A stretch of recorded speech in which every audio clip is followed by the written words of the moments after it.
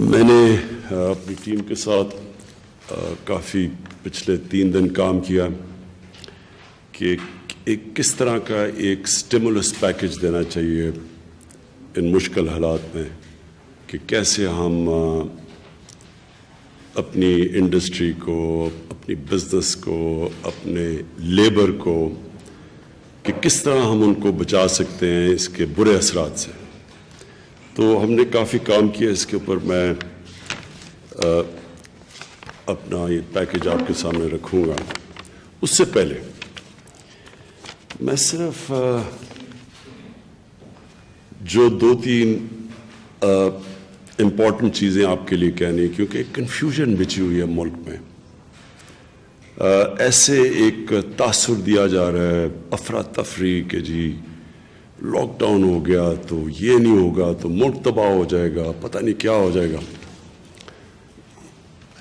میں آج سب سے پہلے یہ ریپیٹ کرنا چاہتا ہوں، میں بار بار یہ چیز کہہ رہا ہوں، میں پھر کہتا ہوں، سب سے زیادہ خطرہ آج ہمیں کرونا سے نہیں ہے، کرونا سے خوف میں آ کے غلط فیصلے کرنے کا ہے۔ کیونکہ اس کے اثرات جو بھی ہم ایک فیصلہ کرتے ہیں، جو بھی ایکشن لیتے ہیں، جو بھی ہم فیصلہ کرتے ہیں، ہم نے ٹرانسپورٹ بند کر دینی ہے، اس کے اثرات ہوتے ہیں۔ اور ہمیں یہ سمجھنا چاہیے کہ اپنے ملک کے حالات کو سامنے رکھتے ہوئے جو بھی ہم چیز کریں گے، کیا جو اس کے اثرات ہوں گے، کیا وہ کرونا سے زیادہ تو نہیں تباہی مچا دیں گے معاشرے میں۔ تو لہٰذا میں کلیئر کرنا چاہتا ہوں ایک چیز، لاک ڈاؤن تو جب ہم نے نیشنل سیکیورٹی کونسل کی میٹنگ کی تھی، ابھی صرف 21 کیسز تھے، تو لاک ڈاؤن تو تب ہی شروع ہو گیا تھا۔ لاک ڈاؤن کا مطلب سکول بند کر دیے، پبلک گیدرنگز سارے ہم نے اس وقت قدم اٹھا لیے کہ کوئی بھی ایسی گیدرنگ نہ ہو، کیونکہ کرونا کا ہم سب جانتے ہیں اس کا ایک مسئلہ ہے کہ وہ بڑی تیزی سے، جتنے زیادہ جب لوگ جمع ہو جاتے ہیں تو لوگوں کے اندر تیزی سے پھیلتا ہے۔ لہٰذا اس کا علاج یہ ہے کہ لوگ نہ جمع ہوں، جدھر بھی لوگوں کی جمع ہونے کی جگہ اس کے اوپر ایکشن لیا جائے، یعنی بند کیا جائے وہ چیزیں۔ تو وہ تو ہم نے شروع میں کر دیا جب وہ 21 کیسز تھے، ہم نے جب نیشنل سیکیورٹی کی میٹنگ کی۔ اب اس کے بعد ایک ملک میں چل پڑا کہ جی وہ سندھ یہ ایکشن لے رہا ہے اور پنجاب ابھی یہ نہیں لے رہا اور فیڈرل گورنمنٹ یہ نہیں لے رہی۔ میں اس لیے پہلے آپ کے سامنے کلیئر کرنا چاہتا ہوں، دیکھیں لاک ڈاؤن جس طرح میں نے کہا وہ تو شروع ہو گیا تھا۔ اب جو لاک ڈاؤن کی قسمیں ہیں، جو آخری سٹیج ہے لاک ڈاؤن کی، وہ ہے کرفیو۔ میں آج بھی سمجھتا ہوں کہ کرفیو لگانے کا جو اپنے معاشرے میں امپیکٹ پڑے گا، ہم اس کو سوچ نہیں رہے صحیح طرح۔ ہم بدقسمتی ہمارے ملک کی یہ ہے کہ ایک پاکستان کے اندر فیصلے ہوتے ہیں چھوٹے سے ایلیٹ طبقے کو دیکھ کے۔ ہماری 70 سال کی تاریخ یہ ہے کہ ہمارا تعلیمی نظام کیا ہے، انگلش میڈیم، سارا زور اس پہ، سارا پیسہ ادھر، باقی ہمیں پرواہ نہیں کہ نیچے آہستہ آہستہ اردو میڈیم، دینی مدرسوں کا کیا حال ہے۔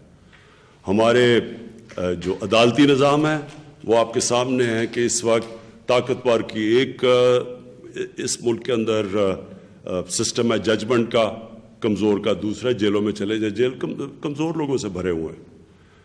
ہم اپنی ہاسپٹلز لے لیں، ایک وقت پہ پاکستان کے ہاسپٹلز سارے کوالٹی کے ہاسپٹلز تھے، ہمارے میڈیکل کالجز کوالٹی کے تھے۔ میں خود گورنمنٹ ہاسپٹل میں پیدا ہوا، میری ساری فیملی۔ ہوا کیا آہستہ آہستہ کہ گورنمنٹ ہاسپٹلز رہ گئے عوام کے لیے، اور جو ایلیٹ کے لیے تھے وہ یا تو پرائیویٹ ہاسپٹلز بن گئے، اور یا پھر وہ باہر چلے جاتے ہیں علاج کروانے کے لیے۔ جو زیادہ طاقتور ہیں اس ملک کے لیے وہ تو چیک اپ بھی باہر کرواتے ہیں۔ اور اسی طرح اگر آپ اسی سوچ سے دیکھیں تو یہی ہمارا کرونا وائرس کے اوپر بھی یہ رسپانس ہے۔ میں آج اگر ڈیفنس میں رہ رہا ہوں، میرے پاس کھلی جگہ ہے، میرے پاس گارڈن ہے، مجھے آپ کرفیو لگا دیں، مجھے کیا فرق ہے، میں نے ذخیرہ اندوزی کی ہوئی ہے، میرے گھر میں کھانا پینا بھی زیادہ ہے۔ لیکن کیا میں کرفیو لگانے سے پہلے یہ سوچتا ہوں کہ کچی آبادی کے اندر جدھر 8-8 10-10 لوگ ایک کمرے کے اندر ہیں، جس میں میرے باپ، میرا ماں، میری بیوی، بچے، سب کچھ، ہم ایک کمرے میں بند ہمیں کر دیں، اور یہ وہ کرفیو ہے جو کہ نارمل کرفیو نہیں ہے۔ نارمل کرفیو میں ٹائم لگتا ہے، اچھا جی شام کو آپ اس وقت نکل سکتے ہیں کھانے پینے کی چیزیں لینے کے لیے۔ یہاں اگر آپ شام کو ایک ٹائم دیتے ہیں اور سارے لوگ ایک وقت پہ سڑک پہ آ جاتے ہیں، اس سے تو سارا کرفیو کا مقصد ہی ختم ہو جاتا ہے۔ کیا ہمارے پاس وہ کیپبلٹی ہے کہ ہم کچی آبادیوں میں اور غریب محلوں میں ہم گھروں میں کھانا پہنچا سکیں؟ کیا آج ہم اس پوزیشن پہ ہیں؟ کیا ہم نے یہ سوچا ہے کہ اگر کرفیو لگا لیں اور ٹرانسپورٹ جب ساری بند ہو جائے گی، جو اب تقریباً پاکستان میں بند ہو گئی ہے، تو اس کے سپلائیز کدھر، ہاسپٹلس کو کدھر سے سپلائی آئیں گے؟ کتنی دیر ہاسپٹلس فنکشن کریں گے؟ ہاسپٹل میں ورکرز ہیں، پورا ایک ڈاکٹرز اور نرسز کے علاوہ پورا سٹاف ہے، اور پھر میں سپلائیز کی بات کر رہا ہوں، کیا ہمارے پاس ہیں وہ؟ تو اگر ہم نے یہ ساری چیزیں سوچی نہیں ہیں اور ہم ایک کرفیو لگا دیں، یاد رکھیں کرفیو اور لاک ڈاؤن کی آخری سٹیج، اور کئی دنیا میں ملکوں میں کرفیو لگ چکے ہیں۔ میں اگر آج اٹلی میں ہوتا، فرانس میں ہوتا، ان ملک میں ہوتا، میں کوئی اس میں مجھے پرابلم نہ ہوتا کرفیو لگانے میں، کیونکہ وہاں کے حالات بالکل مختلف ہیں۔ میں جب پاکستان کا سوچتا ہوں کرفیو کا، تو میرا سب سے پہلے سوچ یہ ہوتی ہے کہ وہ جو غریب محلے ہیں، لوگ ہیں، ان کو میں کیسے کھانا پہنچاؤں گا، ان کے ہم کیسے دیکھیں گے، کتنی دیر ہم وہ چھابڑی والے وہ ان سب کو بند کر دیں گے گھروں میں، اور ہم سمجھیں گے کہ ایک اسٹیٹ کے پاس اتنے وسائل ہے کہ ہم ان کا دھیان رکھ سکتے ہیں۔ سو یہ ساری چیزیں سوچنے والی ہیں۔ آج ہم نے تقریباً سارے پاکستان میں ایک لاک ڈاؤن تو ہو گیا، لیکن میں آج یہ کہہ رہا ہوں کہ ہم مسلسل، ہماری ٹیم، ہم ہر روز بیٹھتے ہیں، جائزہ لیتے ہیں، سارے چیف سیکرٹری سے ہم ان ٹچ ہیں، وہ نیچے ڈپٹی کمشنر سے ٹچ ہیں، دیکھ رہے ہیں کہ کیا کیا اب ان کے اثرات آ رہے ہیں۔ ہمیں کل پتہ چلا کہ وہ ہماری دال کی سپلائیز ختم ہو گئی، کیونکہ کراچی پورٹ بند ہو گیا۔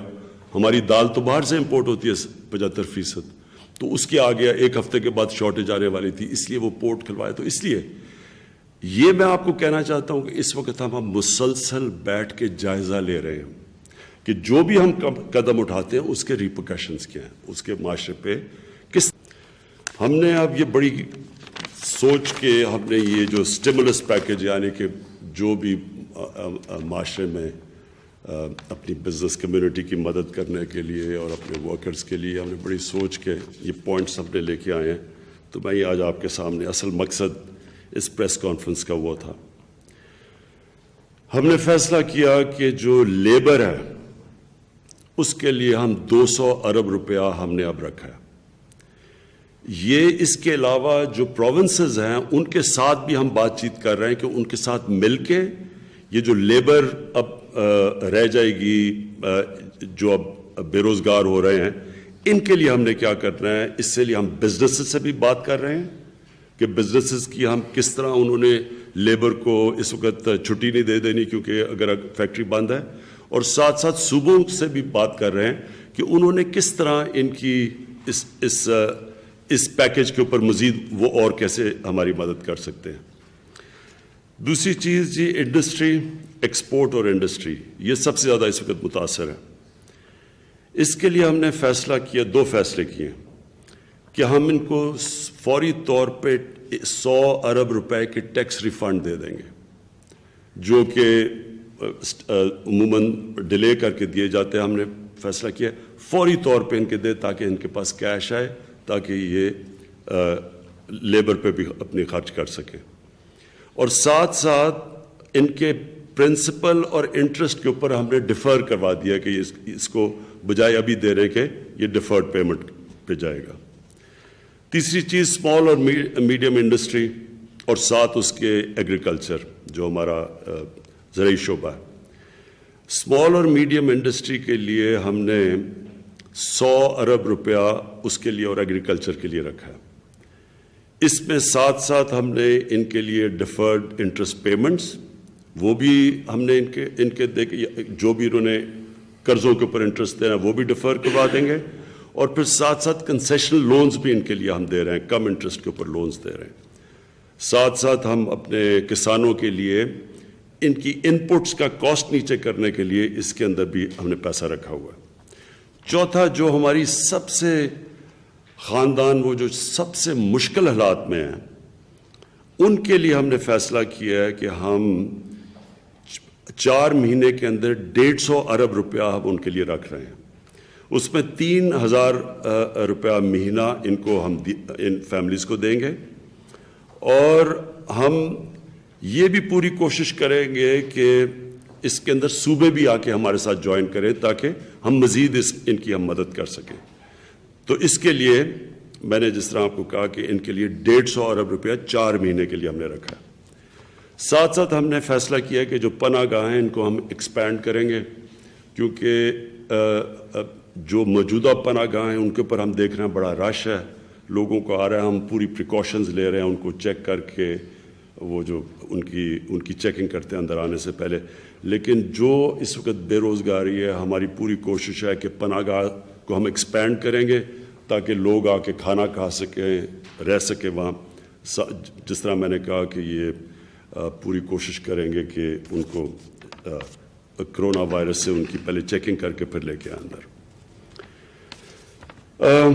پھر یوٹیلیٹی سٹورز کے لیے ہم نے 50 ارب روپیہ اور دیا ہے تاکہ یوٹیلیٹی سٹورز کے اندر مسلسل چیزیں رہیں، تاکہ عام آدمی آئے اور جو لوگ اس سے کھانے پینے کی چیزیں خرید سکیں۔ ویٹ پروکیورمنٹ کے لیے ہم نے 280 ارب روپیہ رکھا ہے۔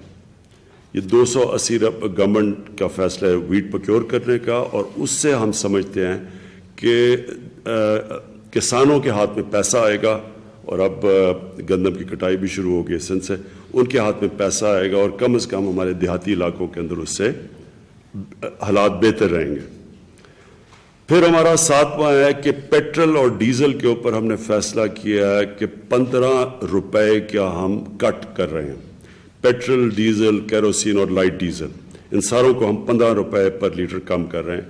اس سے گورنمنٹ کو جو ہمیں اس وقت اس کا امپیکٹ آئے گا وہ 75 ارب روپیہ ہے جی اب سے۔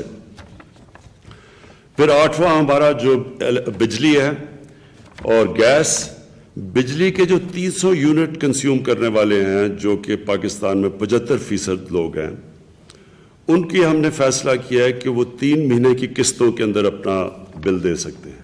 اسی طرح جو 81% گیس والے جن کی 2000 روپیہ مہینہ جن کا خرچہ آتا ہے، اس کو بھی ہم نے 3 مہینے کے لیے قسطوں پہ ڈال دیا۔ پھر 9 پھر ہم نے جو 50 ارب روپیہ ہم نے رکھا ہے میڈیکل ورکرز کے لیے، جو ان کے لیے اکوپمنٹ ہم نے لینی ہے، ان کے لیے مدد کرنی ہے، جو پریشر پڑے گا ہاسپٹلس کے لیے، تو اس کے لیے ہم نے ابھی مزید 50 ارب روپیہ رکھ لیا۔